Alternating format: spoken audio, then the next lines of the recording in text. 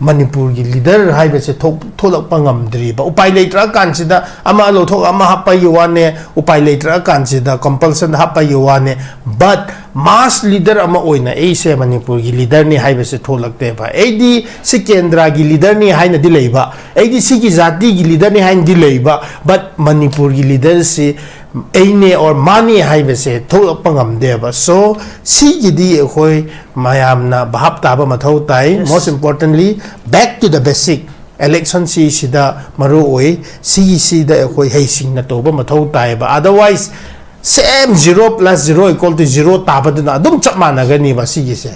issue da ngau ba issue bhap ta ba mi oi ra ba aduga adugi constituency mi juna egi mi hut tha ga do ba pot sina CCC gumba toba ngamgani haina aware oirabadi phaba adu oiramdrabadi paisa nahak lising ani lising ahum gumba loraga nahak ki damakta vote just thada khatangi momentary gain khatangi damanga toba tarabadi akoina thagat liba mihut mi duna expect kana khoi expect toba yaroi ba so knowledge haibadi ama delay jai but what is more important is sincerity and honesty neba as an MLA ama oina as a leader ama oina hozik sincere kadai phau sincere oina Manipur crisis se paikhat pige haibe se question neba hozik Bharatiya Janata Party se despite being the largest absolute majority leina absolute majority leina appeasement policy amada chat paneba kari appeasement policy no haitarabadi Manipur se jati ahum ne kuki naga meitei ne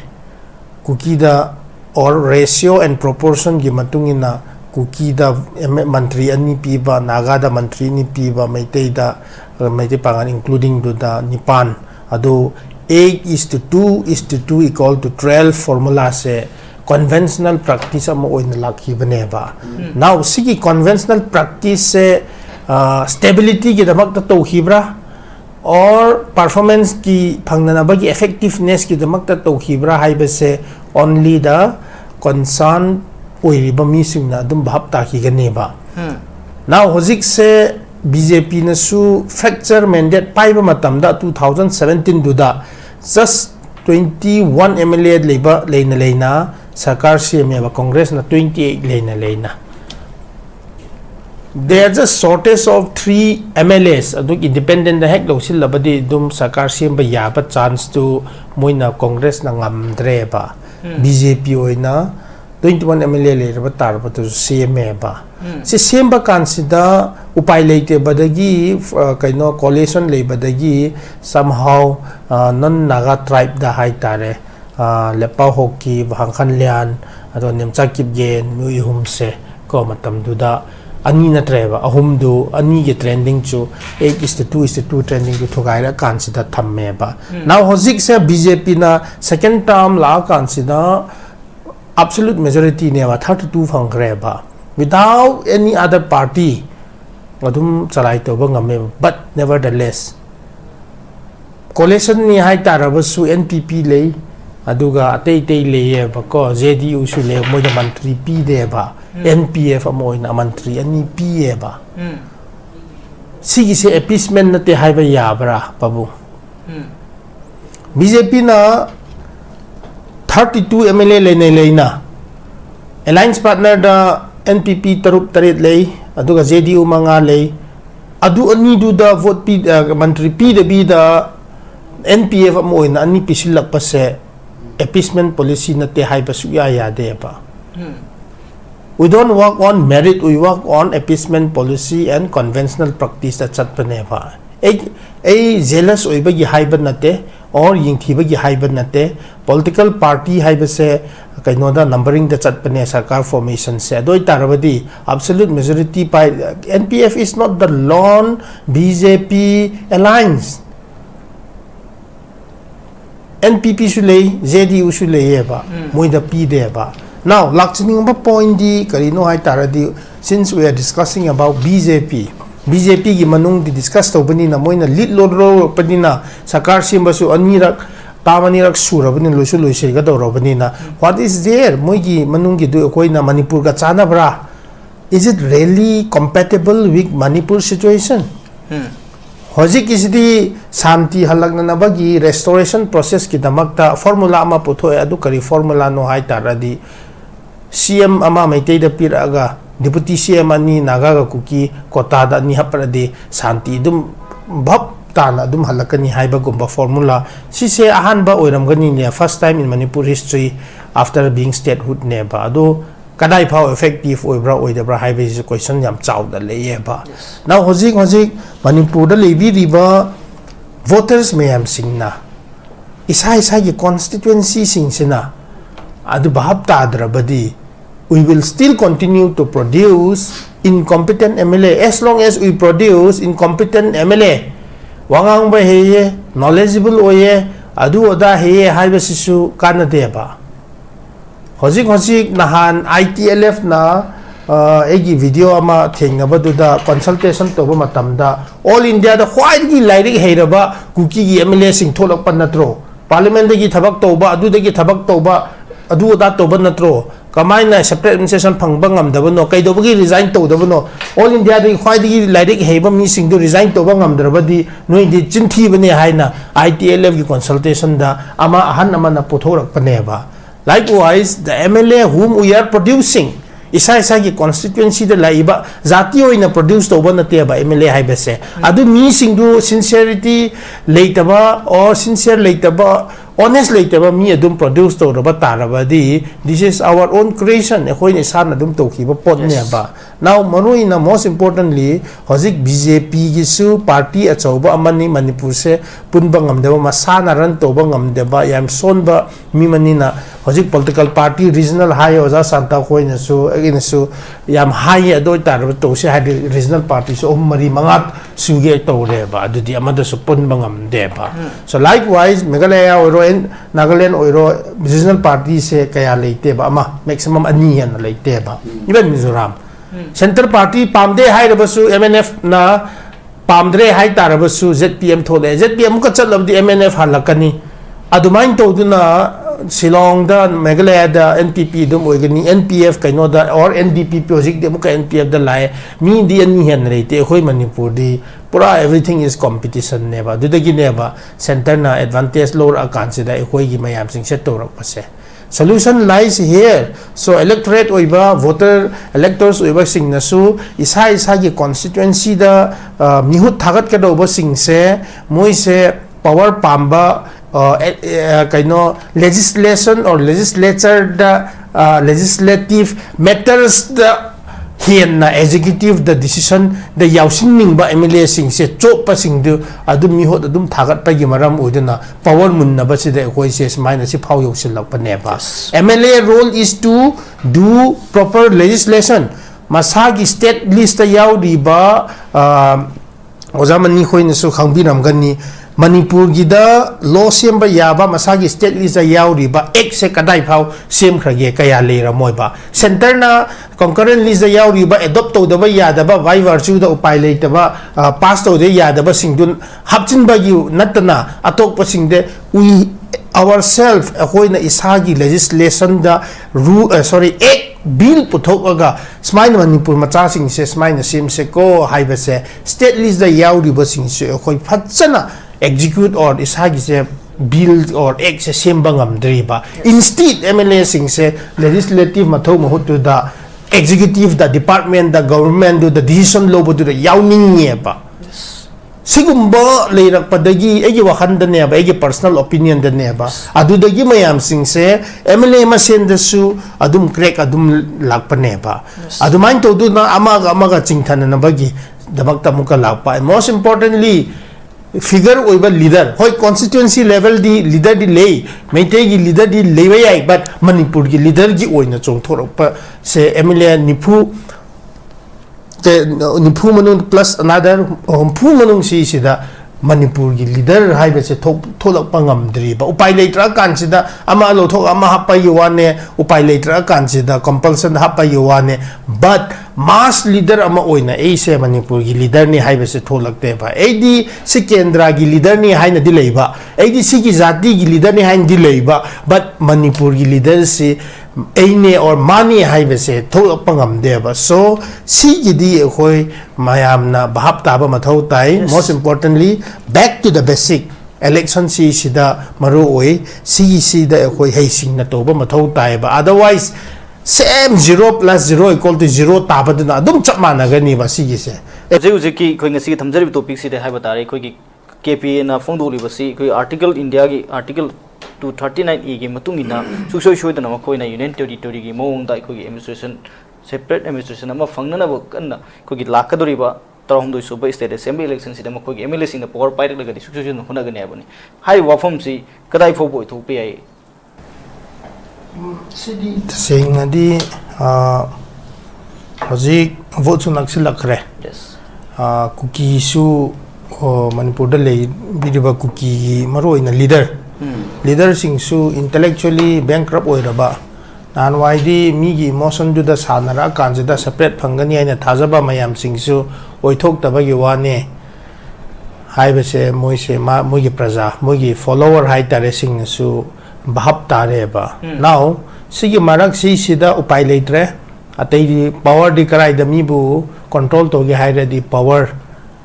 leiba mathau tai India gi democratic principle gi matung ina lenga haiba se sarkar haiba sida power sida leiba tarabadi moi se adum adugi power do misuse to ba yai hen na kaino phau sa ba yai adugi matung ina torak pa ya ba gi fivam da leiba ni na now cookie gi leader sing se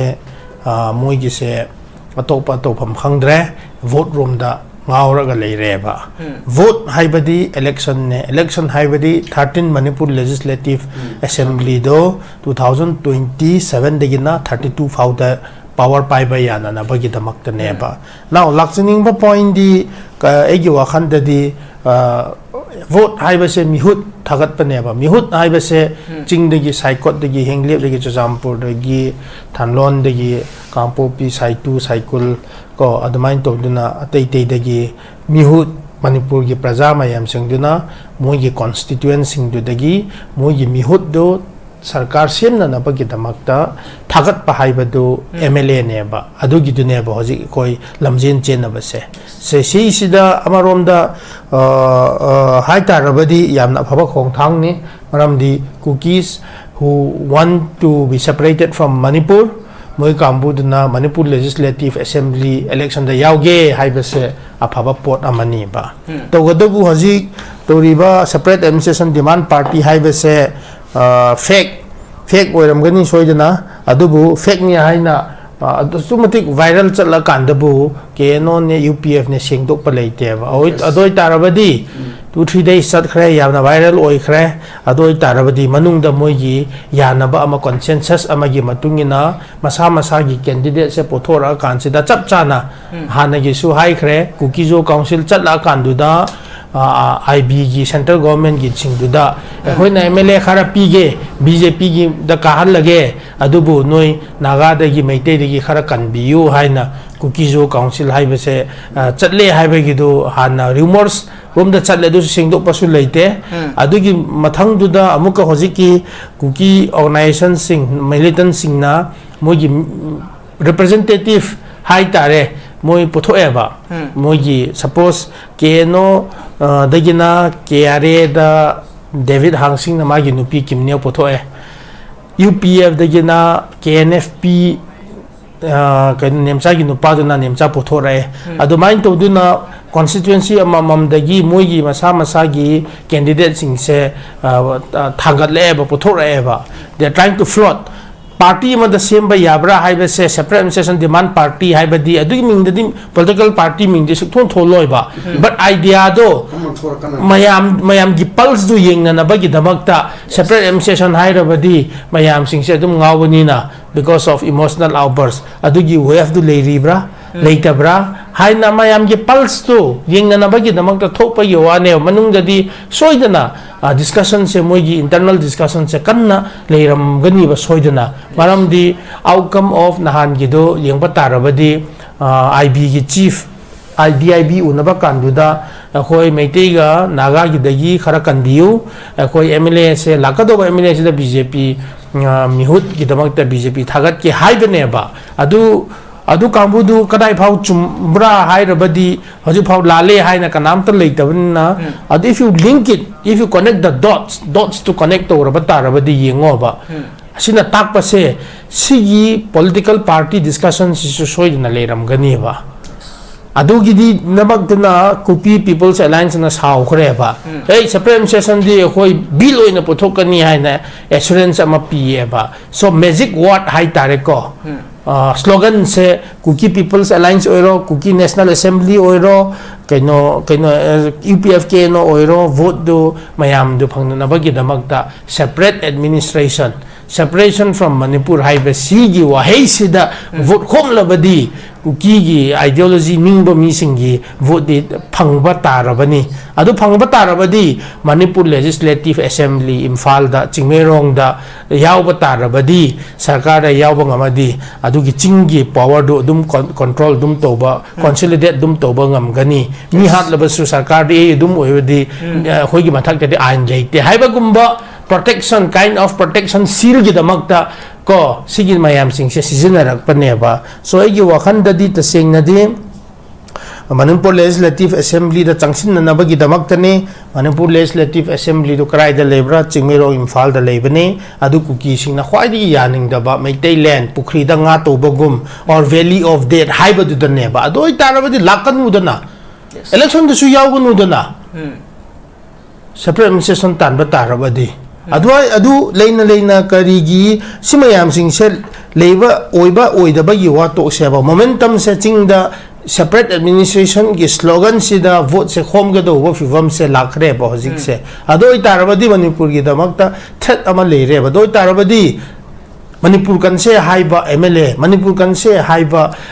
kaino thawayaw ba candidate mayam sing irrespective of Maitai obe Thadou oiba yai anybody oiba yai ba karai da chak kharge kadai mang kharge now is the time to intervene hojik se yam ngalli thamanga tarup tarit gumba leba tha tarup tarit dagina separate administration gi mingda vote se khomba adum horaba tarabadi do you think there will be peace and tranquility in Manipur after election election ni matung de erang am ka thola kani ba if the same people got elected adoi tarabadi communal violencing se another communal violencing se lakna nabagi damakta hoina adum yaba fifam gi drive ta ya leire ba so now is the time to intervene maroina leibi riba Manipur kanse high riba aspiring candidates or intending candidates or incumbent MLAs across political party line hoina yengpham yenga do ba se Manipur thogaina nabagi damak ki slogan da vote khom ba haibe se chingda leiba haibe se Manipur gi damakta achoba threat amani haibe se aina thamjani nge ba so likewise hojik ina lakjaning ba point di yam haira roi ge SIR la SIR lakpa kanchida vote yam na hanthare maroi na Chuchampur almost 19-20% of the votes got deleted or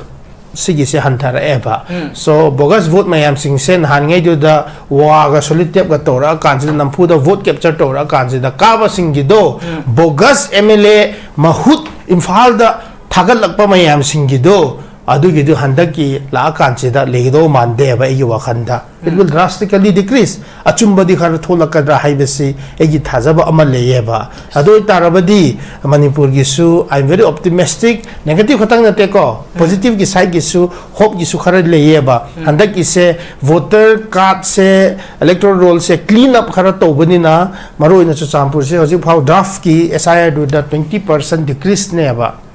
Chuchampur gi constituency tarup si apun bagi se ko adoi tarabadi suppose 60-70,000 vote gumba se Chuchampur district alone khatang da kaino to hi bane ba delete to hi bane ba adoi tarabadi pabung amta ying se ba MLA kaino gi Lok Sabha gi duda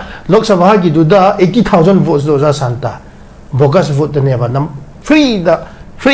phang bane ba kaino duna Congress ki candidate duna or MLA duda hojik kari ba MLA sing duna phangi ba do 7,000-8,000 constituency coding to the bogus the nampu da naharon sing na nama akan to the carbon ba this bogus MLA sing sina proxy dealing to ra kansida genuine na tabani na Manipur se irang se ihau se thokpane ba because of the incompetence of the MLS handaki politician handaki MLA irrespective of his community moi is handaki irang se the moi yaw de haiba ya de ba they are also equally responsible for this chaotic situation so the maram oiduna e wakhandadi Kuki people alliance na separate administration gi torakpa kangbu aduga Kuki National Assembly na yadaba ama or si se hai tarabadi ultimately apaba khongthang amani Manipur thogaina na bagi damakta punsin ge tobe wane Manipur gi damakta di apaba oide but Manipur thogaiba haiba se hanadagi kaino na sukanna toriba naga movement na sukanna toweba naga movement na kanna tora kanjida last ta tayora kanjida 2012 to the upai later consider Manipur Legislative Assembly ge the NPF haiba se puthora eba Han ADC election 2010 on entire Naga area the Bentawi Kanadre Adugi Mamang do 1990s adwai do the MLA election Bentawi Lok Sabha election Bentawi Naga Singna Ngamdre Kanadre so they have already boycott ban Manipur Thugaina Naba purpose was to fulfill their Naga aspiration movement that affects Manipur integrity adugi du moina ngamdra kansida pabung khoina ehen na khangbiram gani last at tayora kansida Naga People's Front haina Nagaland dagi pusila kansida 2012 the vote lepa kansida Naga People's Front sina moise they act on behalf of the Naga gi talks or solution gi damakta pusila paneba means moise upai letra kansida Manipur Legislative Assembly da yaw khreba that means they are part of the Manipur administration, Manipur government. Likewise, Hojik Jitana Hai Tarabasu, KPA Oiro, UPFK no Oiro, KNA, Northeast India Oiro, BJP, anybody Oiro.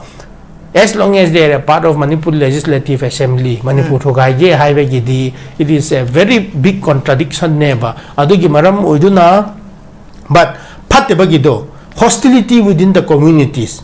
Sigi se hek putho consider crack lere haiba gido pabung hoina political analyst expert ama oina sigi Kuki side gidi separate administration gi mingda vote khomba hawrabani na tampak de gi su BJP gi grab se hanthara haira consider crack le haiba sidi line loba ya de ba pot ama leyeba so that clearly reflects sina reflect to se hostility se ching tam se da muk le hi gani ba adu sigi hostility se adu music tagi dum chatharaba tarabadi 5-6 months matung jida and it can create to a big communal problem or violence da convert amuka to ba yae ba hojik gi matam chana hojik se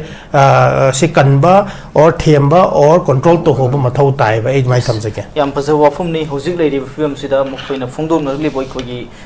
Kuki site leiri ba organization me phongdom nagli wafum sina koi makha tabse santa laksake hojik leiri maikena laksake hojik leiri film se jam koi BJP gi marakta sigumba conflict ama manung dal leira bra haiba sima koina phongdor nari wafam sina di dum takuni adu ojagi ba mon tadi oirei film sina koi gi BJP manung da leiri film si kamai yeng bai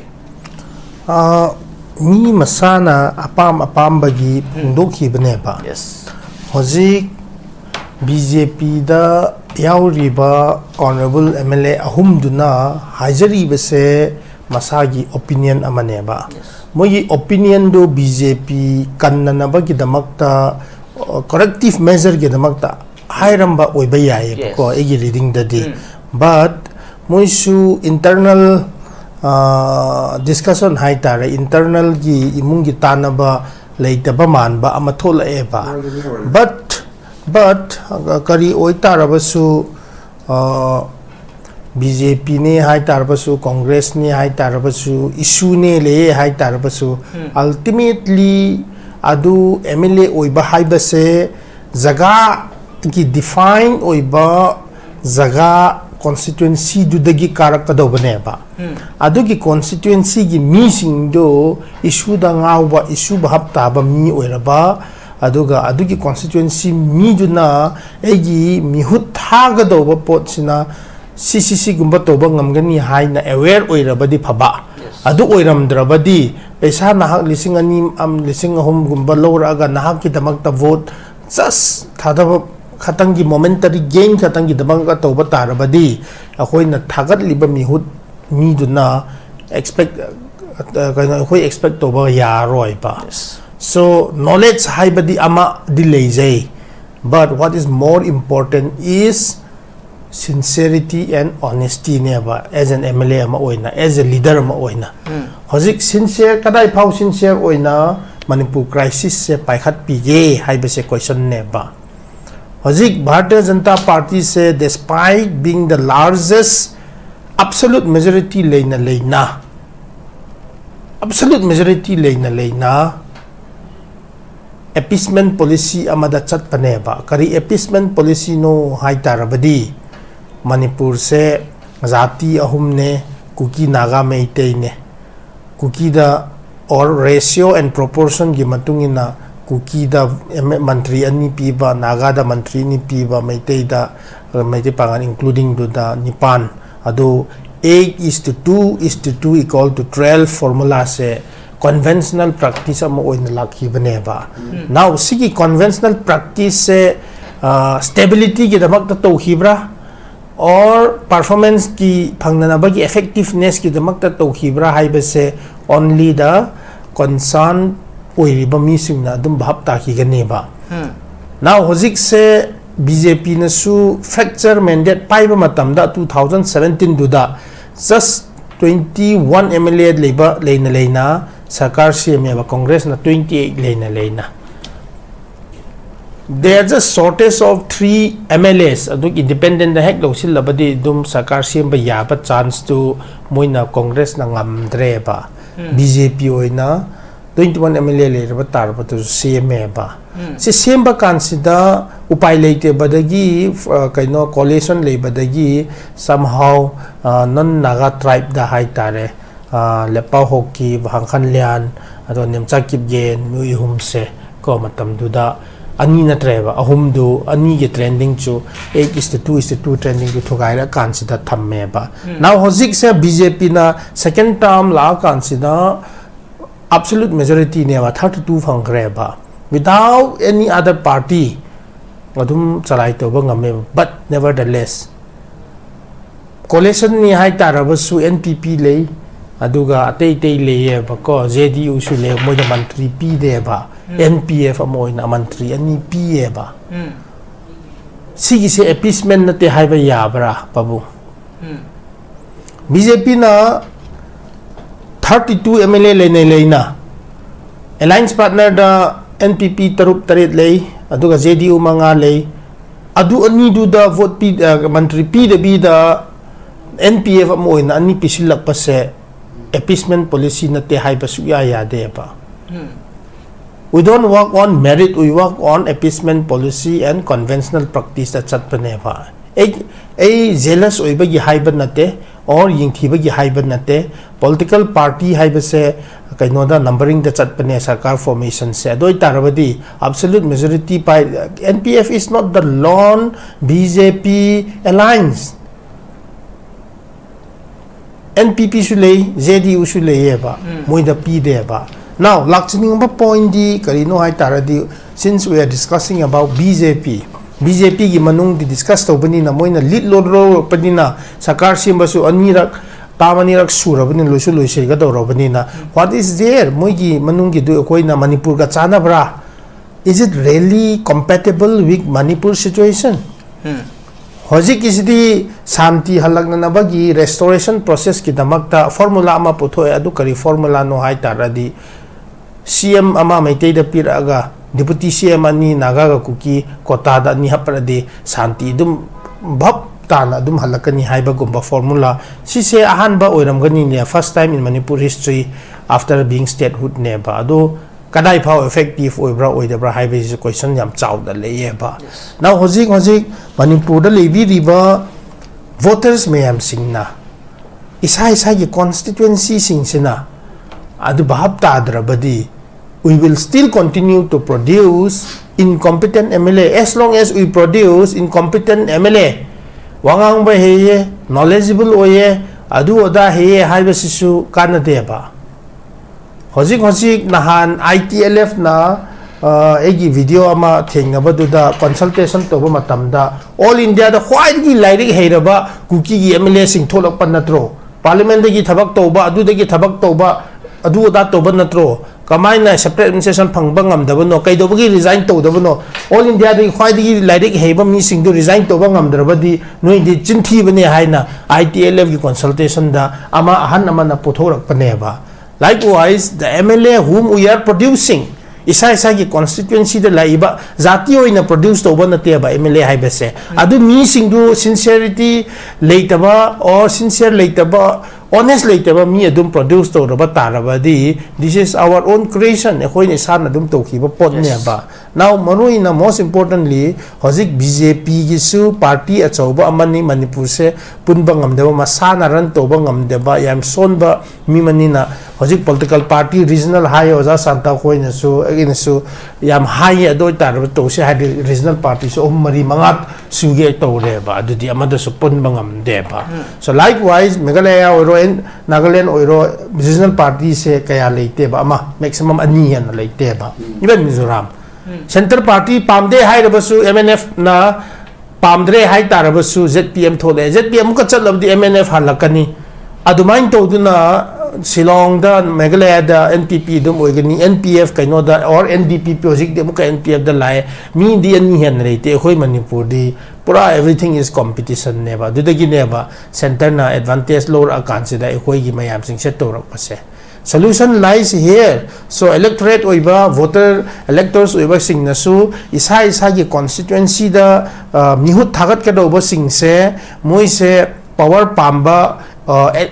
kaino legislation or legislature the legislative matters the hian na executive the decision the yausing ning ba MLA sing se chop pa sing du adum mi hot adum thagat pa gi maram uduna power mun na ba se de koi se smine si phau yosil lak pa ne ba MLA role is to do proper legislation masagi state list yaw di ba ozamani khoi na su khangbi nam gani Manipur gida law semba yaba masagi state list yauri ba ek se kadai phau sem khrage kaya lera moiba center na concurrent list yauri ba adopt to daba yada ba by virtue da upai leita ba pass to de yada ba singdun hapchin ba yu natna atok pa singde we ourselves ahoina isagi legislation da ek bill puthok smine Manipur macha sing se smine sim se ko haiba se state list da yauri ba sing se khoi phachana execute or isagi se bill or ek se semba ngamdriba instead MLA sing se legislative mathau mahut to the executive the department the government do the decision lo do the yawning ye ba